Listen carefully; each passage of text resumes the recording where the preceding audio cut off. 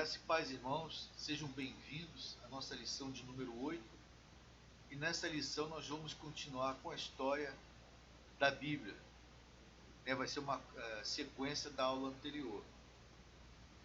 Então nós temos 6 textos: o período interbíblico, texto 1 e 2, a Palestina independente sob os Macabeus, a Palestina sob o domínio romano, a Palestina sob o domínio romano, continuação, e até os nossos dias. Então, uma tarefa para cada texto. Então, dizer o que significa período interbíblico, descrever quem foram os essênios, os fariseus e os saduceus, relatar a causa da revolta dos Macabeus e dar o nome do líder dessa revolta, destacar 2 fatos relevantes acontecidos na Palestina durante o período em que esta esteve sob o domínio romano, mencionar o principal evento ocorrido no ano 5 depois de Cristo, enquanto a Palestina se encontrava sob o domínio romano, e citar fatos que envolveram a destruição de Jerusalém no ano 70. Então vamos lá. Aqui, irmãos, novamente aquela linha do tempo que eu mostrei alguns vídeos atrás. Deixa eu pegar aqui o marcador. Então nós estudamos, no vídeo passado, estudamos de Adão, estão lembrados? Lá de Eridu até o finalzinho aqui da história de Israel, quando eles começam a voltar do cativeiro. Tá? Então no vídeo passado nós vimos todo esse período aqui, que equivale a mais ou menos 3.600 anos. Tá bom? E agora falta nós vermos este período aqui, que é chamado de período interbíblico, que ele vai desde o final do Antigo Testamento, lá desde Malaquias, e vai até Jesus. Então é um período de 400 anos. Tá certo? Então nesse período, do Antigo Testamento ao Novo Testamento, nesse período aqui de 400 anos, que vai de Malaquias a Jesus, 3 impérios passaram por ele: o Império Persa, o Império Grego e o Império Romano. Até Malaquias nós temos a história de Israel, aquilo que nós já comentamos, que nesse período aqui é quando eles falam, quando é falado que Deus se calou. Por que Deus se calou? Porque não levantou mais profeta, não houve mais palavra. Durante esses 400 anos não houve mais nada em relação a Deus. Por isso que é dito um período em que Deus se calou. Tá bom? Então, mais para trás aqui nós tínhamos o Império Babilônico, que foi aquele que levou Judá para o cativeiro. Depois o Império Persa dominou o Império Babilônico, aí passou a ser o Império principal, o que mandava no mundo da época. Depois os gregos vieram e dominaram os persas, e depois os romanos vieram e dominaram os gregos. Tá bom? Isso estava profetizado naquele sonho de Nabucodonosor, que Daniel interpretou. Lembra que ele viu uma estátua grande, A cabeça era de ouro, os peitos, os braços de prata, a cintura, a barriga, que essa região era de bronze, e as pernas eram de ferro. Então, profeticamente, ele sonhou algo que ia acontecer no futuro. Tá certo? E Daniel revelou esse sonho para ele, dizendo que aquela cabeça de ouro era o próprio Império Babilônico, era o próprio Nabucodonosor. Depois viria o outro império, que era o Medo-Persa, que depois, na continuidade, a Pérsia dominou sobre os medos, aí ficou só o Império Persa. Depois do persa vem o grego, e depois do grego vem o romano. Tá bom? Então só coloquei isso aqui para nós lembrarmos o que aconteceu, e mais uma vez mostrando que a palavra de Deus se cumpre, Então ficou assim. Aqui o Império Babilônico foi aquele que levou Judá para o cativeiro, tá certo? Depois o persa, depois o grego e depois o romano. Tá bom? E o que aconteceu nesse período? Aconteceram várias coisas. Primeiro, houve a revolta dos Macabeus, que nós vamos ver mais adiante. Continuou a formação do Talmud. Lembra do Talmud, que era o livro de tradições do povo de Israel? Nesse período surgiu a grande sinagoga. Nesse período foi feita a Septuaginta, lembram? Foram escritos também os livros apócrifos do Antigo Testamento. E surgiu o Sinédrio. Sinédrio é um tribunal, né, dos judeus, é um tribunal civil e religioso dos judeus. Tá certo? Tudo bem? Outra coisa, o período, na verdade, é em torno de 430 anos. Tá? Mas nós falamos 400 anos. Tá? Vocês podem pesquisar em outros livros, em outros lugares, sempre vai falar 400 anos, mas na realidade tem em torno de 30 anos a mais. Tá bom? Então vamos ver o Império Persa, aqui o domínio, né, de todo o Império Persa, tá certo? Ciro foi o mais importante desse império, tá ok? Então, quando Judá foi levado para o cativeiro pelo Império dominante, né, que era o Império Babilônico, que foi até 536, né, os persas tomaram os babilônios e se tornou o novo Império Mundial, que seria do mundo de então. Então os persas dominaram os babilônicos e assumiram o controle de todo o império, né, que pertencia à Babilônia. Tá certo? Então os persas, eles ocupam hoje a região que seria o Irã. Ó. Os descendentes dos persas ocupam aqui essa região aqui, que hoje em dia é o Irã. Tá bom? A sua capital no início foi Babilônia, porque tinha acabado de tomar o Império Babilônico, né? Mas depois passou para Suzã, aqui, né? Que é onde tem a história de Esther. Tem o livro de Esther ali. Isso, e Suzã também foi mencionado no livro de Daniel, no livro de Neemias. Ok?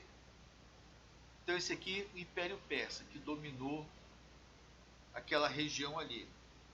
Agora aparece Alexandre Magno, conhecido como Alexandre o Grande. E no seu avanço de poder, de conquistas, ele derrotou todo o Império Persa, passando a ser o Império Mundial de então. Só que Alexandre, além dele conquistar as terras, ele já veio com uma ideia nova, que era implantar nos países conquistados a cultura grega e a língua grega. Tá? Então ele vem tomando conta de todo aquele império, de todos aqueles países, e vem trazendo a cultura grega e a língua grega, e implantando aquilo naqueles povos. Daí, irmãos, que quando a gente chega lá no Império Romano, na época em que Jesus nasceu, era a língua do mundo de então, a língua grega, como é o inglês hoje.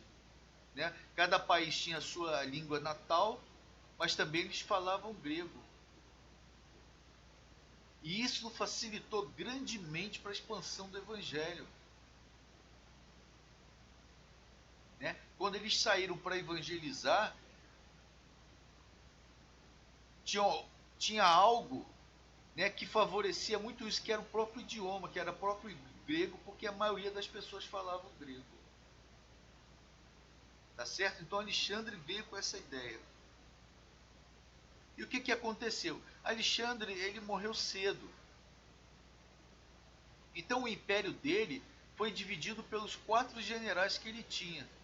Então o general Cassandro ficou com essa parte aqui, o general Lisímaco ficou com essa parte aqui, o general Seleuco pegou toda essa parte aqui, né, ele pegou a Síria, e o general Ptolomeu pegou essa região aqui, que é o Egito. Aqui Canaã, né, onde era Israel, foi uma briga entre esses dois aqui, ó, entre os Ptolomeus e os Seleucos. Né? Ora um dominava, ora o outro dominava. Tá certo? E aí surge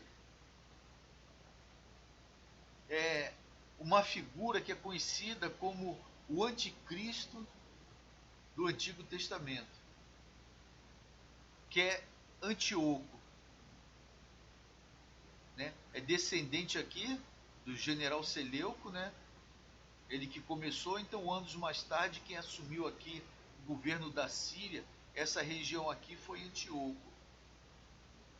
Okay? O famoso Antíoco Epifânes. E ele foi um verdadeiro monstro, né, para com os judeus.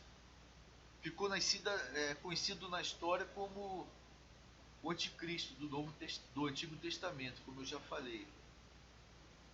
Né? Ele obrigava os judeus a falarem grego, obrigava os judeus a fazerem coisas que eles não faziam, tipo comer carne de porco. Né? Ele blasfemou o templo. Né? Ele chegou a levar uma porca e sacrificar dentro do templo. Né? Então ele fez coisas horríveis com relação ao povo judeu. Tá certo? Então durante esse período, né, o período interbíblico, então nós temos o período persa, agora o período grego, né? E muitas coisas surgiram ali. E mais adiante nós vamos ver o romano também. Então nesse período também surgiram os fariseus, os saduceus e os essênios. Né? Os saduceus é um nome hebraico, vem de perushim, que significa os segregados ou os separados. Tá certo? Eles se dedicavam à pureza religiosa. E a sua atenção maior, o que eles mais se preocupavam, era voltada à observância das leis e à pureza dos rituais que existiam nas leis dele, né? Inclusive até fora do templo. Então o mais importante para os fariseus era a lei, era a palavra de Deus. É por isso que eles permaneceram na história, né? Que eles focaram a fé deles na palavra de Deus, focaram a fé deles na lei, diferente dos saduceus que focaram a fé deles no templo. Aí depois que o templo foi destruído no ano 70, os fariseus acabaram, os saduceus acabaram, porque a fé deles estava no templo. Já os fariseus não.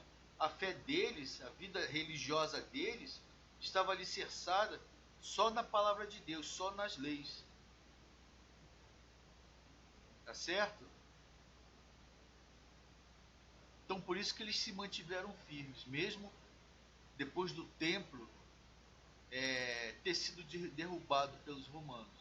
Aí depois surgem os saduceus também, que eram pessoas da alta sociedade, eram membros das famílias dos sacerdotes, eles eram cultos, eram ricos, eram os aristocratas ali da região, da época, né? Eram racionalistas, né?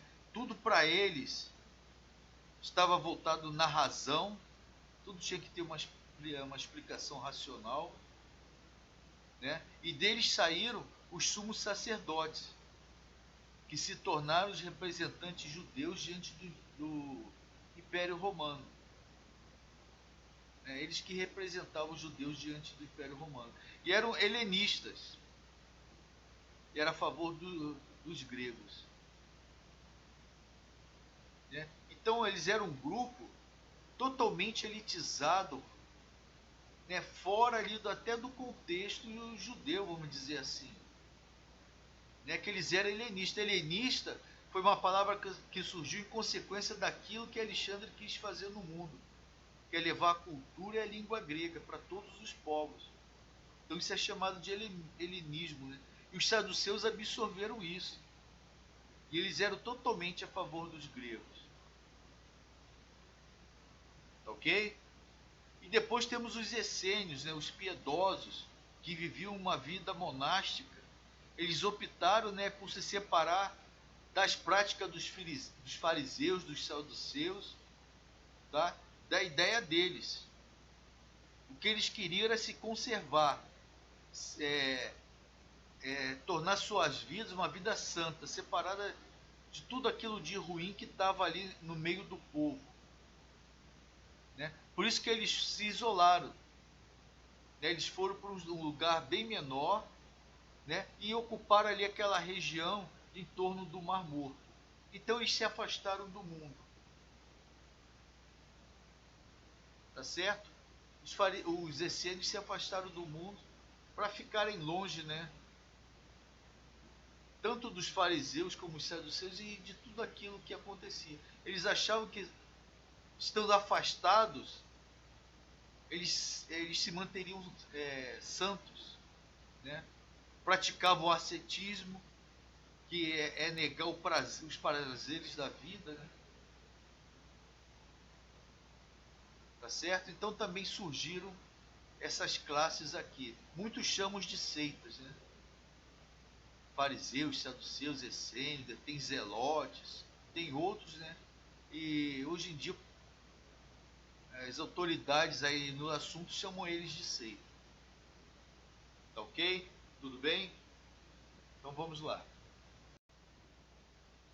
Dentro desse período, é o período interbíblico já profetizado por Daniel muitos anos antes, temos também a revolta dos Macabeus. Então, como surgiu a revolta dos Macabeus? Surgiu em decorrência dos atos de Antíoco Epifânio, aquele que governava a parte da Síria na época, naquela divisão que eu mostrei para os irmãos, quando Alexandre foi morto, né? Então Antíoco era o governante da Síria, daquela região. E ao contrário de Alexandre, que Alexandre ele foi muito bom para os judeus. Ele ouvia as histórias dos judeus, ouvia eles falando da palavra de Deus. Alexandre foi muito bom. Mas esse Antíoco Epifânio ele foi muito ruim para os judeus. E começou com ele. Ele resolveu exterminar. Deixa eu pegar aqui o computador. Ele resolveu exterminar os judeus e sua religião, destruiu Jerusalém, colocou no templo um altar ao deus Júpiter, sacrificou uma porca no altar dos holocaustos, destruiu cópias da palavra de Deus, decretou a pena de morte para quem adorasse a Deus e também praticasse a circuncisão. Então tudo isso foi juntando, e houve a revolta dos Macabeus, que começou com Matias, que era um sacerdote. Epifânio queria que Matias sacrificasse no templo as coisas oferecidas pelo próprio Epifânio. E isso revoltou ele. Ele pegou seus 5 filhos, sua família, e foi embora para sua terra, que era em Modim. É uma região, uma cidade em Modim. E com isso ele começou a juntar famílias, a juntar pessoas e fazer um pequeno exército para combater tudo isso que estava acontecendo ali. Né? Então foi graças a ele que houve essa revolta. Ele que levantou o povo contra tudo isso que os gregos estavam fazendo lá em Jerusalém. Inclusive obrigando a falar o grego e outras coisas. Né? Então ele tinha 5 filhos. E depois que ele morreu, quem assumiu a liderança foi o seu filho Judas. né, que ele tinha o apelido de Macabeu, que quer dizer martelo. Daí veio o nome da revolta, né, Revolta dos Macabeus. Outro filho dele, Eleazar, depois teve Jonatas, João, Simão, que foi o último dos Macabeus. E com isso, eles conseguiram afastar os judeus ali de Jerusalém, daquela região.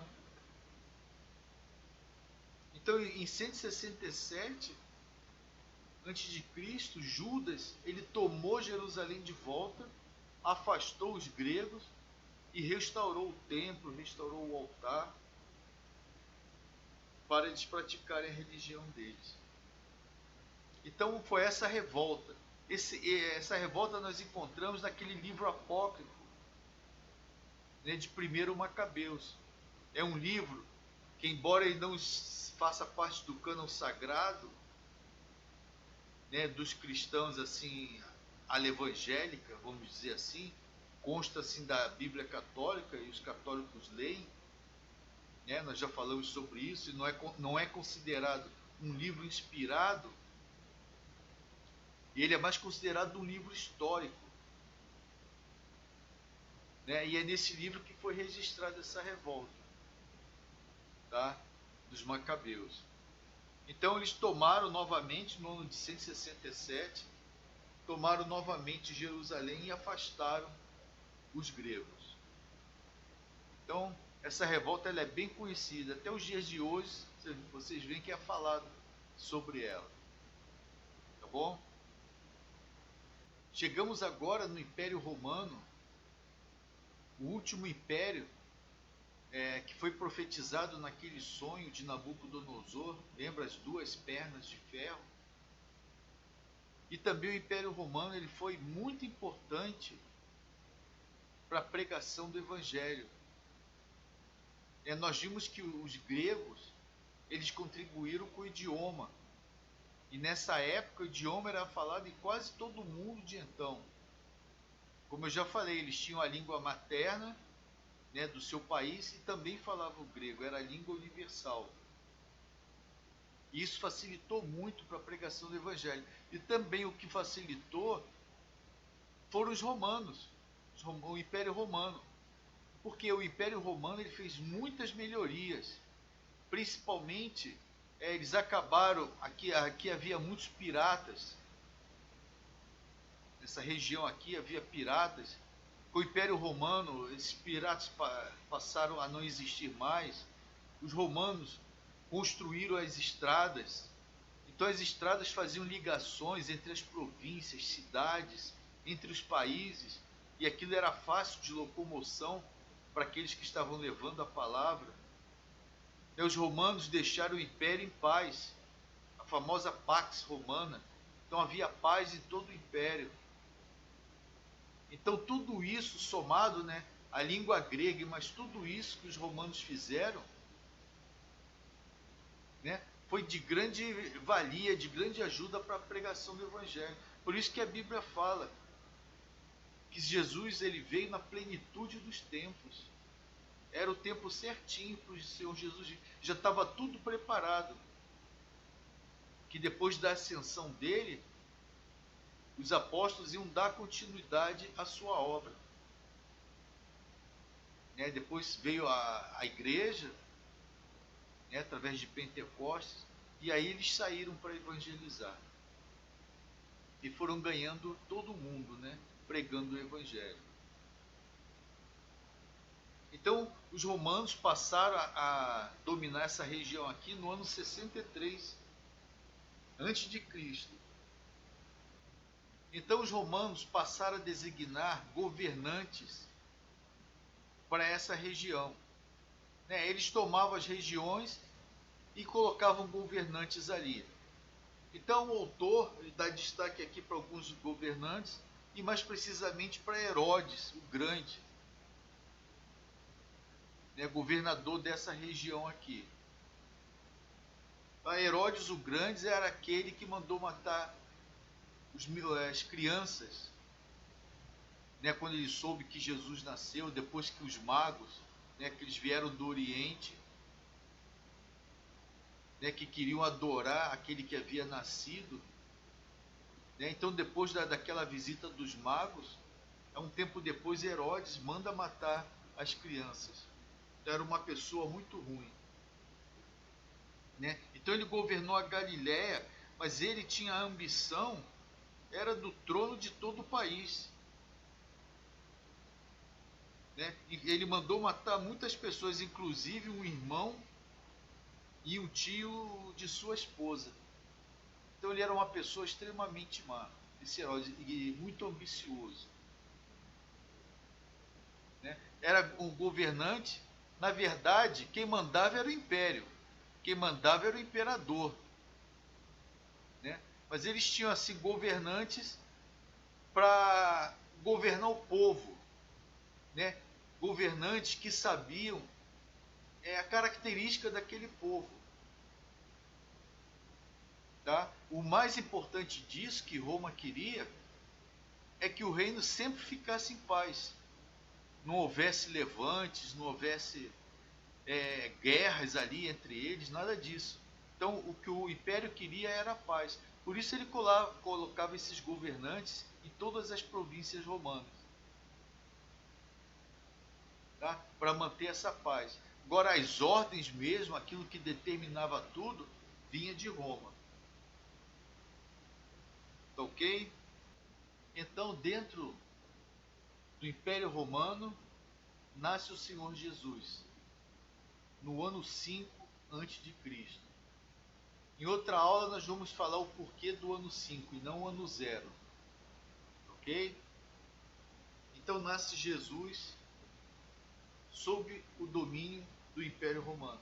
Inclusive, voltando lá nos magos, eles conseguiram achar o Senhor Jesus, foram adorá-lo, só que Deus advertiu eles para eles voltarem para o outro caminho, por causa de Herodes. Então eles conseguiram achar onde Jesus estava, adoraram ele e retornaram para suas terras, né? Que era mais de um, tá? Por causa da advertência que Deus fez. Então, como nós já falamos, essa época foi uma época muito especial. Jesus nasceu no tempo certo, na hora certa. Ok? Tudo isso graças a esse preparo que teve. Nós já vimos todo o Antigo Testamento preparou o Senhor Jesus, a vinda para o Senhor Jesus, né? Desde lá no Gênesis, quando o homem peca, que Deus fala lá para a serpente que ela ia ferir o calcanhar, mas o descendente da mulher ia pisar na cabeça dela, né? Ia esmagar a sua cabeça. Então, desde essa profecia lá de Gênesis, já se referindo ao Senhor Jesus, né? Que nós acompanhamos desde na aula passada, viemos com Noé, atravessamos o dilúvio, né? Saímos lá junto com Noé, depois veio Abraão, de Abraão Deus pega um homem e transforma em uma nação.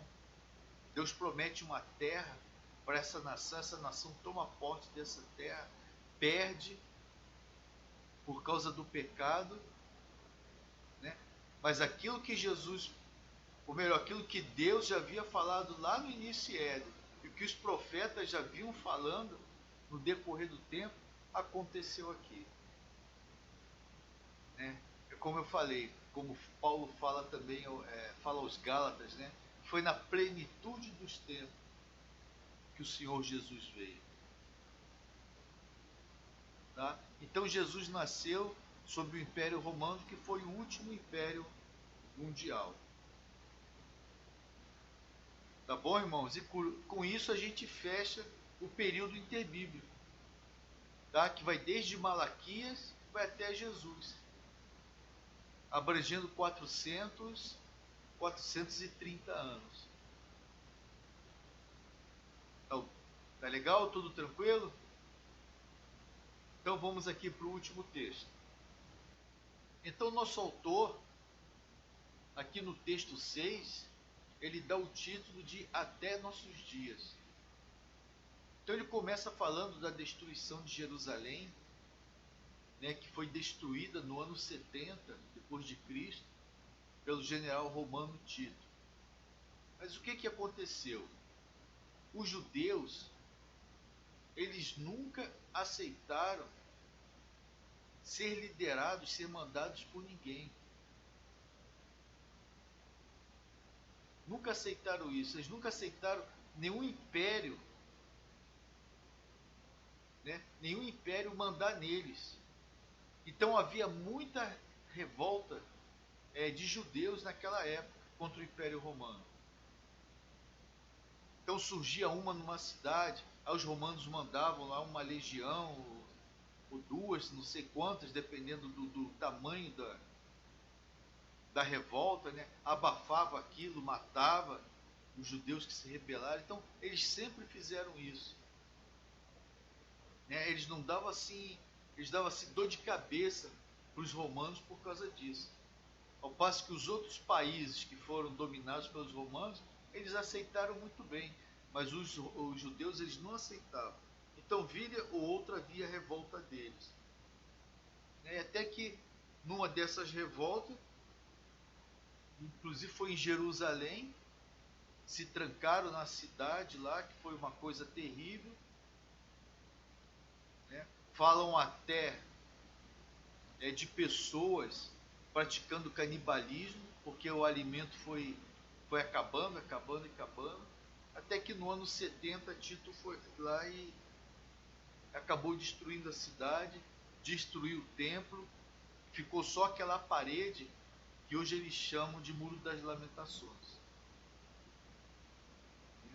Então tem muita coisa para se falar dessa destruição, daquilo que aconteceu dentro da cidade. Tem registros históricos que mostram o que aconteceu dentro da cidade. Então eram coisas terríveis. Tá certo? Então nessa época havia três civilizações que moravam ali naquela região de Canaã, nos tempos do Novo Testamento.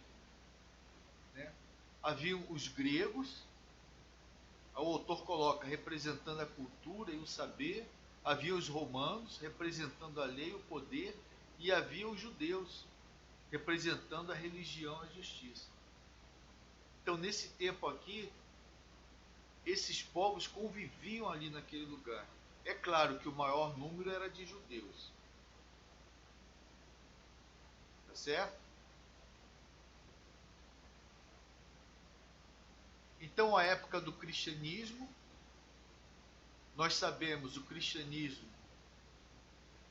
ele aconteceu propriamente dito no dia de Pentecostes, quando desceu o Espírito Santo sobre aqueles 120. E uns anos depois eles saem de Jerusalém e saem pregando o Evangelho. Como eu já falei, o mundo estava preparado já para isso. Tá certo? Então ele fala que a época do cristianismo, nos dias do Novo Testamento, tem 3 períodos. A vida de Cristo, né? Começou com Jesus, é claro. Né? Depois, a igreja em Jerusalém. Então a gente vê isso em Atos, de 1 a 12. Só depois de 8, 9 anos é que eles saem de Jerusalém para evangelizar. Que aí acontece a igreja missionária. Que é a igreja evangelizando o mundo e o evangelho crescendo naquele mundo de então. Tá ok, irmãos? Tudo bem? Deu para ter uma ideia desse período, né? O período interbíblico, e depois mais esse período aí do Novo Testamento, que é considerado, quando se fala Novo Testamento, é considerado o primeiro século da nossa era. Primeiro século depois de Cristo. Tá legal? E aqui uma palavra, puríssima é tua palavra, por isso o teu servo a estima. Vou repetir, puríssima é a tua palavra, por isso o teu servo a estima. Então que Deus abençoe a todos.